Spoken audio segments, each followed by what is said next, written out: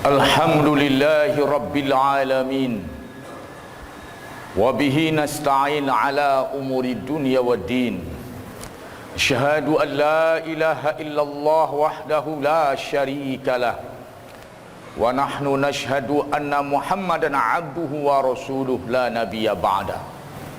Allahumma salli wa sallim ala rasulikal karim Muhammadin sallallahu alaihi wasallam wa ala alihi wa ala ashabihi wa ala man ittaba'ahu bi ihsani ila yaumiddin. Ibadallah, usikum wa nafsi bittaqwallah faqad fazal muttaqun. Qala Allah azza wa jalla fil Qur'anil azimil mubin wasiyatan lana jami'an bihadzal khutbah al-qasirah. A'udzu billahi minasy syaithanir rajim. Bismillahirrahmanirrahim. Wa anatil wujuhu lil hayyil qayyum wa qad khaba man hamala zulma wa man ya'mal minas salihat wa man ya'malu minas salihati wa huwa mu'minun fala yakhafu zulma wala hatma. Sadaqallahul azim. Sidang jemaah Jumat yang dirahmati Allah, khatib insyaallah akan mengajak kaum muslimin untuk mentadabburi dua surat, yaitu dua ayat dari surat Toha, ayat 111 ayat 112. Sidang jemaah Jumat yang dirahmati Allah, ayat ini pernah dibacakan oleh Imam Abu Hanifah Nu'man Imamul A'zam dalam memberikan menyikapi sikap Khalifah Abu Ja'far Al-Mansur. Namun sidang jemaah yang dirahmati Allah, kita coba mentadabburi ayat ini dahulu. Wa anatil wujuhu lil hayyil qayyum. Nanti semua kita, wajah-wajah kita tertunduk di padang mahsyar di hadapan Allah Al-Hayyul Qayyum. Hilang semua kepongahan, berakhir semua kesombongan, selesai semua persoalan kehebatan kita. Ketika itu hal-hal yang membuat kita sombong, pongah, angkuh kepada Allah, kepada syariat, merasa lebih cerdas daripada Quran dan Sunnah, merasa lebih berkuasa daripada Allah, power kita sudah berakhir sudah. Semua yang sombong di dunia ketika itu, wa anatil wujuh, mereka tertunduk malu di hadapan Allah, tertunduk hina. Dan ini sidang jemaah yang dirahmati Allah, jangan sampai terjadi kepada kita. Siapa yang menundukkan dirinya di dunia kepada Allah, dia akan dimuliakan Allah nanti di akhirat. Siapa yang tidak mau menundukkan dirinya kepada Allah, kepada agama, kepada syariat, kepada nasihat ulama di dunia, maka kelak dia akan dihinakan di hadapan Allah Subhanahu wa ta'ala. Wa anatil wujuhu lil hayyil qayyum. Dan kala itu wajah-wajah tertunduk hina di hadapan Al-Hayyul Qayyum, Allah yang maha hidup. Penguasa tidak selamanya hidup, pensiun pasti, kematian pasti. Hanya Allah yang bersifat Hayyul Qayyum, yang tetap hidup dan tetap berkuasa, yaitu Allah Subhanahu wa ta'ala. Tidak pernah terjadi di negeri ini ada presiden yang tidak mati, ada pejabat yang tidak mati, ada menteri yang tidak diganti. Semuanya pensiun atau dimatikan oleh Allah Subhanahu wa ta'ala. Al-Hayyul Qayyum, hanya Allah. Selain Allah akan tertunduk memberikan pertanggungjawaban di hadapan Al-Hayyul Qayyum. Sidang jemaah Jumat yang dirahmati Allah, inilah kalimat yang keluar. Ayat inilah yang dibacakan oleh Imam Abu Hanifah ketika Ja'far al-Mansur menggertaknya, mengancamnya, akan mempenjarakannya, akan menghukumnya.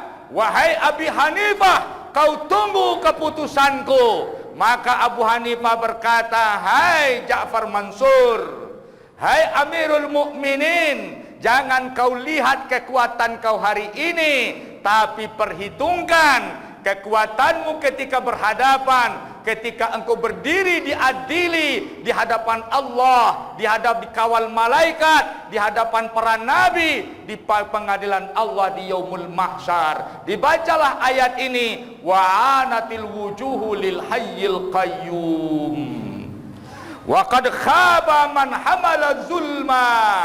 Maka rugilah orang yang datang menghadap Allah membawa kezoliman, ketika dia ada di dunia, ketika dia tertipu untuk berbuat zalim, merasa lebih hebat, merasa lebih kuat, merasa lebih mampu, merasa pemegang keputusan. Maka ketika itu masih ada pengadilan yang menunggu. Bahkan pengadilan yang di dunia akan diadili di hadapan Allah. Hakim-hakim di dunia akan dihakimi di hadapan Allah Subhanahu wa ta'ala. Sidang jemaah Jumat yang dirahmati Allah, ayat ini luar biasa. Zulma, kezoliman. Jangan sampai ada di pundi Anda catatan kezoliman ketika Anda menghadap Allah. Mungkin Anda bisa berbuat zolim kepada orang lemah, kepada orang yang tidak tahu, kepada orang yang tidak berdaya di hadapan Anda. Kezoliman itu ada 3, sidang jemaah Jumat yang dirahmati Allah. Yang pertama, zolim kepada Allah. Zolim kepada Allah, sidang jemaah. Apa itu zolim kepada Allah? Zolim dalam pelanggaran akidah, zolim dalam pelanggaran syariat, zolim dalam merusak ajaran akhlak-akhlak Islami.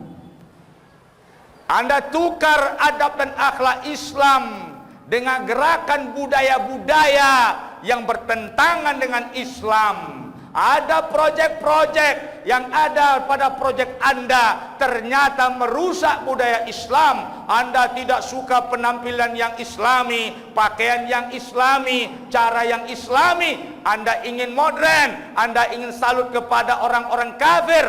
Anda bikin gerakan merubah peradaban dan budaya. Maka itu sidang jemaah, Anda telah zolim kepada Allah. Sanggupkah? Saya tanya, sudah banyak manusia-manusia yang merasa kuat, ingin berbuat zalim kepada Allah, ditumbangkan dan dihinakan. Tidak cukupkah kisah Firaun? Tidak cukupkah kisah Namrud? Tidak cukupkah kisah-kisah dalam Al-Quran di mana kaum Ad, kaum Samud dan yang lainnya dihancurkan oleh Allah Subhanahu wa ta'ala? Hari ini coba bayangkan, setelah pandemi ada lagi penyakit binatang. Tidak akan berhenti azab Allah kalau Anda tidak mau menundukkan wajahmu di dunia sebelum wajahmu ditundukkan di akhirat oleh Allah. Wa anatil wujuh, wajah kau nanti akan ditunduk hinakan. Maka tundukkan wajahmu hari ini kepada agama, insya Allah engkau dimuliakan nanti di hari wajah orang lain ditundukkan dan dihinakan oleh Allah Subhanahu wa ta'ala. Sidang jemaah yang dirahmati Allah, kita semua sepakat merawat NKRI. Tapi jangan Anda melabrak ke wilayah yang di tataran ideologi yang ada dalam literatur Islam. Jangan Anda melabrak sampai ke wilayah khazanah Islam. Ada ideologi, ada fikih. Kalau Anda bicara Indonesia NKRI-nya dengan kesepakatan-kesepakatan, itu wilayah fikihnya. Kita kaji adalah wilayah fikih muamalat atau wilayah fikih yang mana? Sidang jemaah yang dirahmati Allah, semoga ada yang sadar di antara kita. Wa'anatil wujuh, maka sidang jemaah Imam Abu Hanifah, akhir cerita, apa kata Imam Abu Hanifah ketika dipaksa menerima syarat dari penguasa? Apa jawab beliau?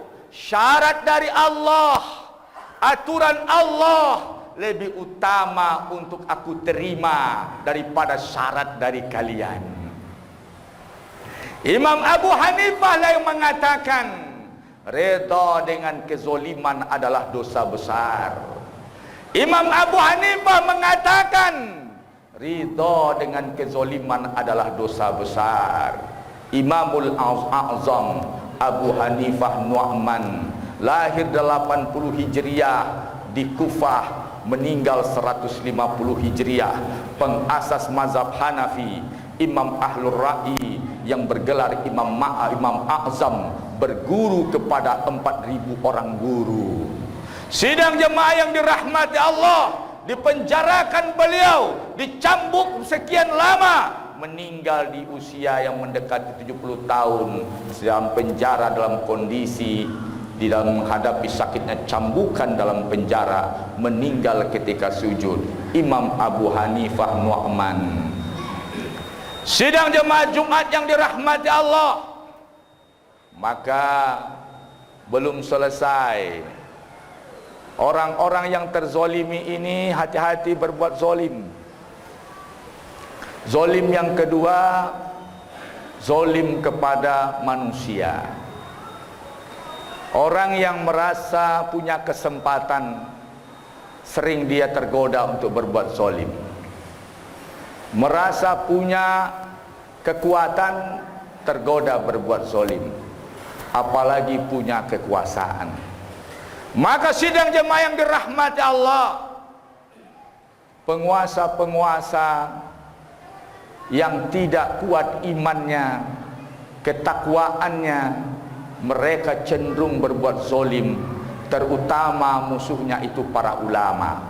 Karena yang getol menasihati penguasa yang zolim itu adalah ulama, maka mereka merasa terganggu dengan ulama, proyek-proyeknya terhalang oleh ulama, maka lahirlah penguasa-penguasa yang memusuhi ulama. Tetapi dia tidak tahu apa kekuatan yang berada di belakang ulama. Tidak jarang penguasa-penguasa yang mati sesuai dengan doa ulama.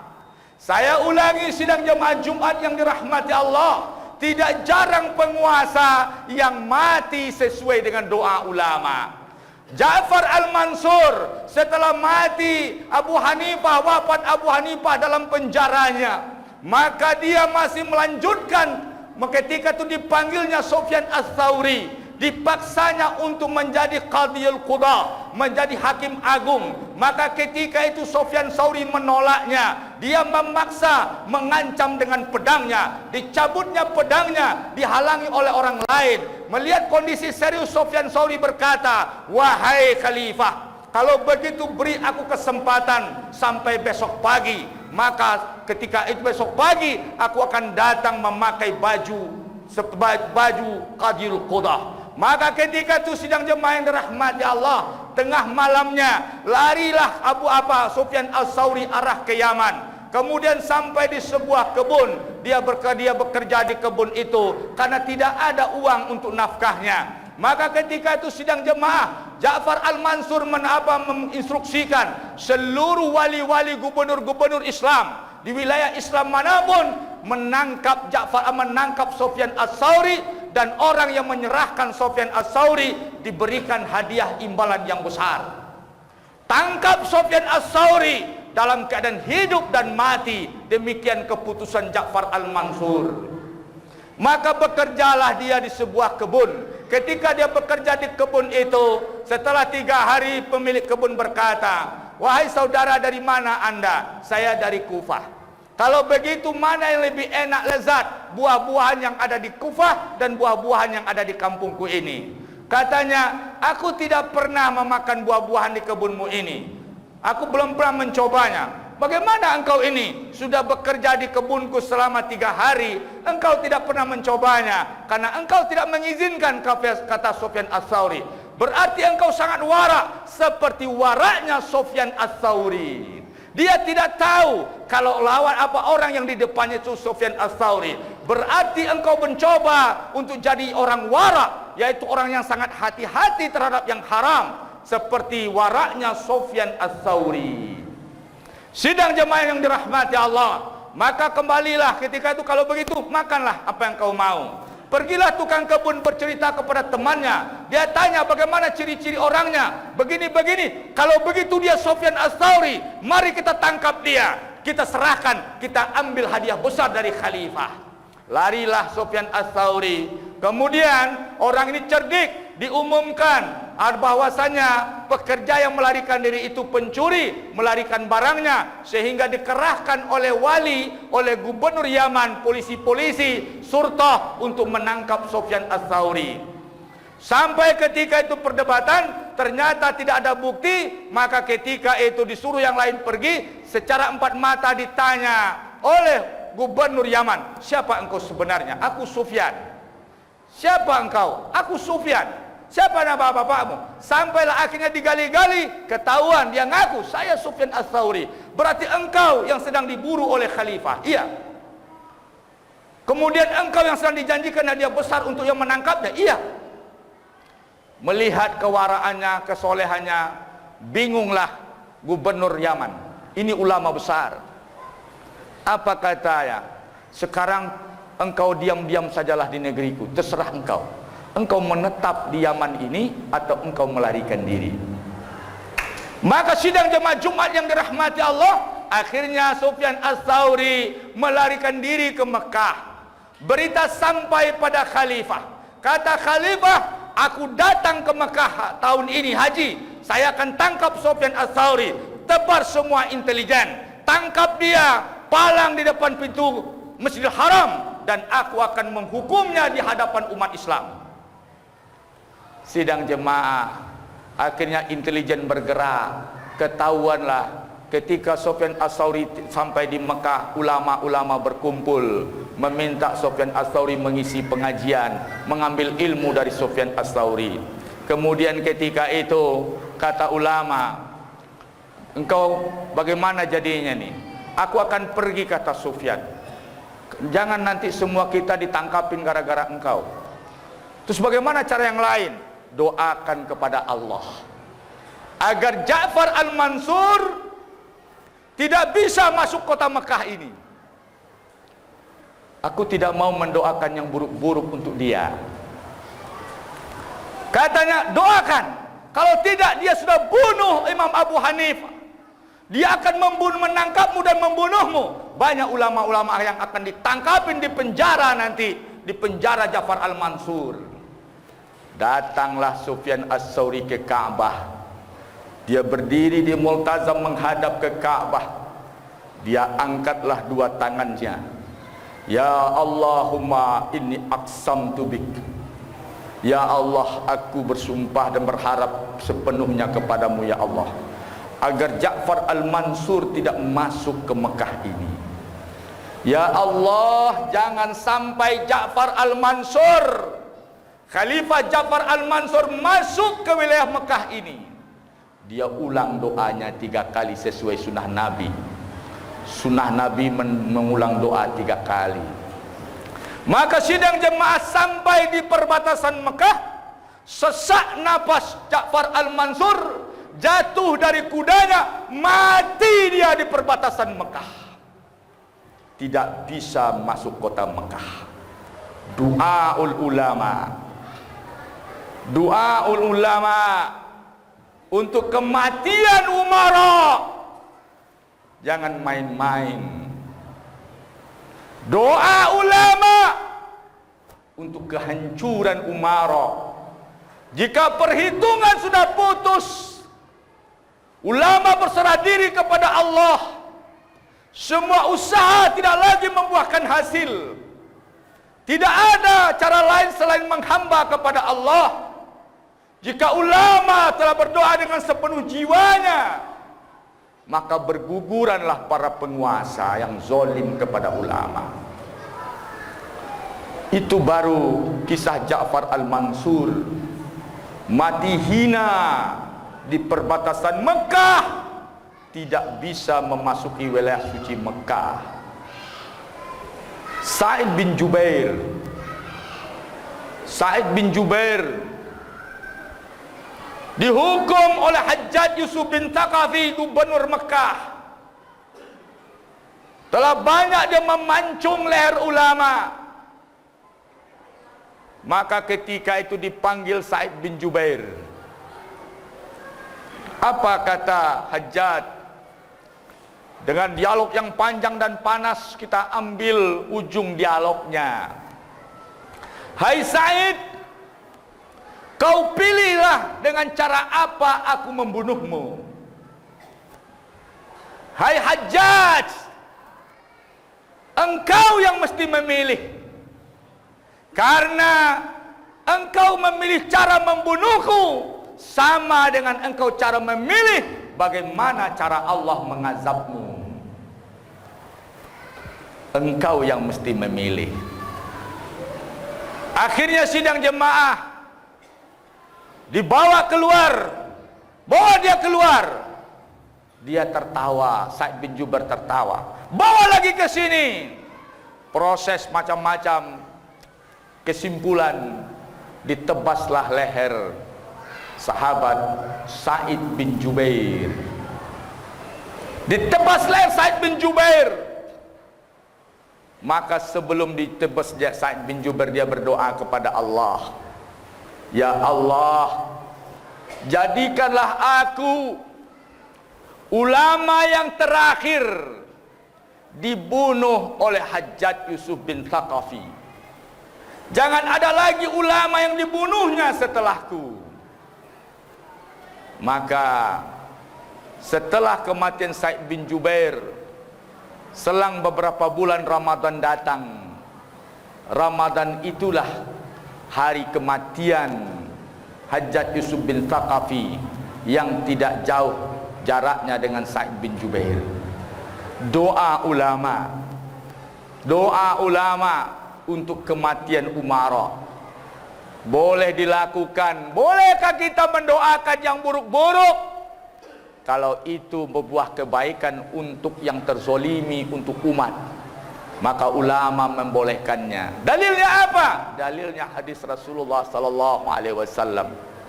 Allahumma man waliya min amri ummati syai'an.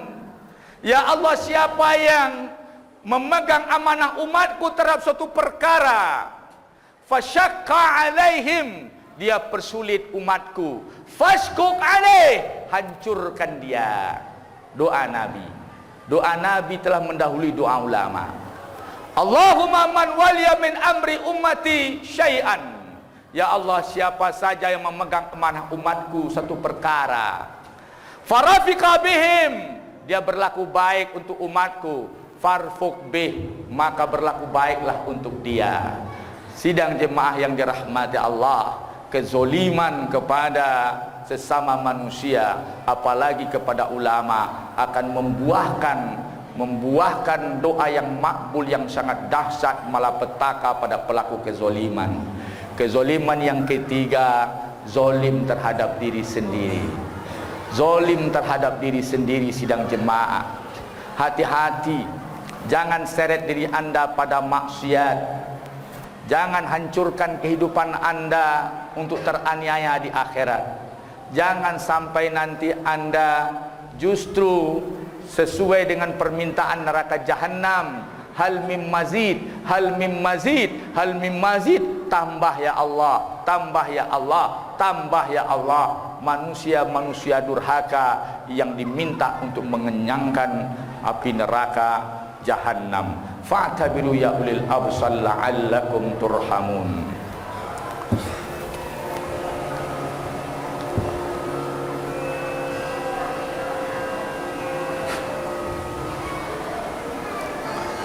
Alhamdulillahi rabbil alamin.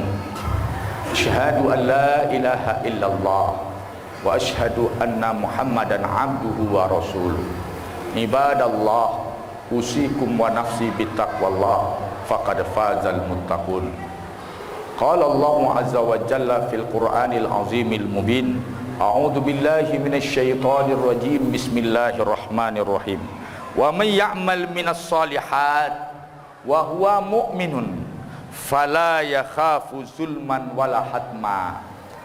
Siapa yang ingin berbuat perbuatan yang soleh-soleh, yang baik-baik, amal soleh, dan hatinya beriman kepada Allah, perbuatan soleh, perbuatan baik diterima syaratnya iman.